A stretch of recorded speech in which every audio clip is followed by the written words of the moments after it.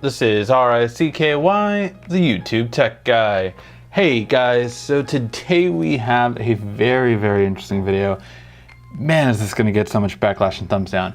Okay, so the Galaxy Note 9 actually beats the iPhone X in benchmarks handedly. So let me explain before you start typing furiously. One, we're going to explain the different types of benchmark testing. And yes, we will go on Geekbench, which is the one that Apple does win on.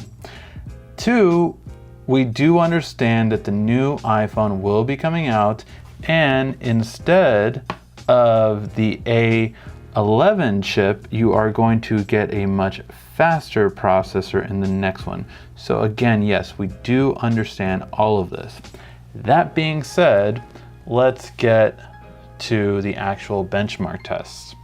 So the one that goes around on YouTube all the time is just Geekbench. And that's the one where you hear about Apple scoring tremendously high. And oh my God, Apple is so far ahead of Android, da da da da da.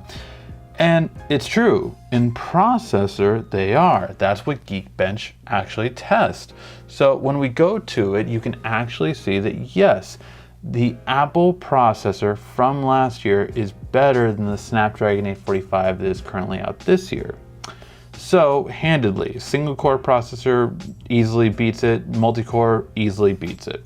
So that is what you should know. In processors, the iPhone X is better. However, that's just processor. So let's go the other way.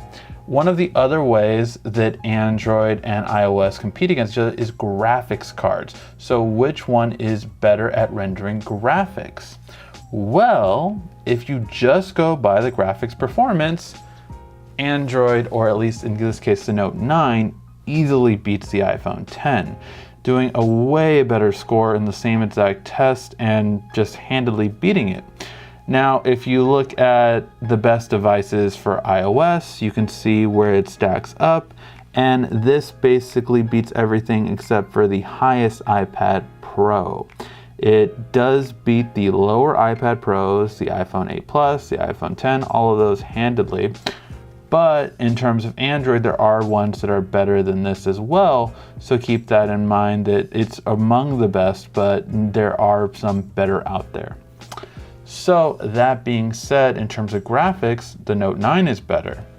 But what people don't really go by, and you should more so, is Antutu.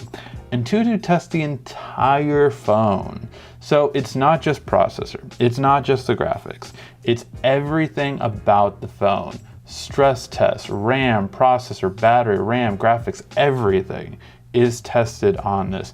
All the processes, everything is tested in this one test. And in this one test, sorry to break it to you guys, but yes, the Galaxy Note 9 handedly beats the iPhone X.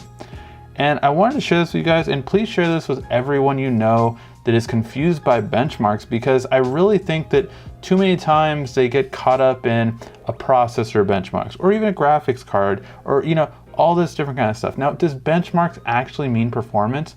No, I will still say that even though Antutu is probably the best test to get comprehensive testing in terms of the entire phone and how it works, I still don't believe it's pure fact.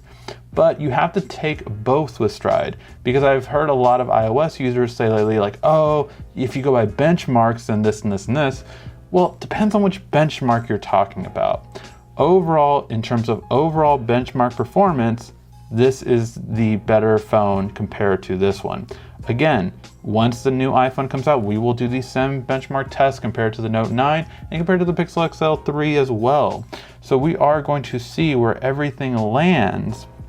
And again, the Note 9 is not necessarily the best one. In this ranking system, it falls in number 3. Where Apple falls under is going to be number 8 in its own ecosystem. And yes, this did perform a bit lower, and I don't know why. Nothing was running while I was doing it, but the average actually is closer to 23, which again, this is still better than. This is actually better than the iPad Pro 12.9-inch second generation as an overall performer. So hopefully this really kind of sheds some light that, again, benchmarks are not the end all be all, but you can't say that this does great at benchmarks if you don't include all the benchmarks. It's just what I was trying to get across. So now go ahead and leave your rant and your own opinion in the comment section, because I'm sure that we will hear lots of them back and forth from both fandoms. Alright guys, hopefully you did like this video. If you did, please give a thumbs up down below. And if you do want all the latest videos on the Galaxy Note 9, make sure to subscribe, and we will be reviewing the iPhone X1, X2, X11, whatever they call it, next month as well. Thank you as always for watching. This has been RICKY, the YouTube Tech Guy. Thank you for watching our video. If you liked it, why don't you go ahead and subscribe up there. Make sure you follow us on social media right here. And of course, check out our latest video up there. And right down here, you're going to find the perfect video for you. Or at least that's what YouTube tells me. Thanks again.